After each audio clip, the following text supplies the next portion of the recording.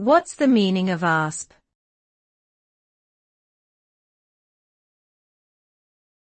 ASP.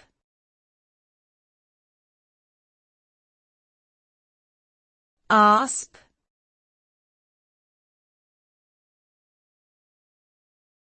ASP.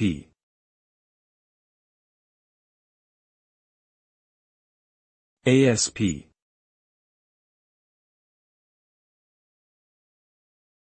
ASP is a commonly used abbreviation that can have different meanings depending on the context.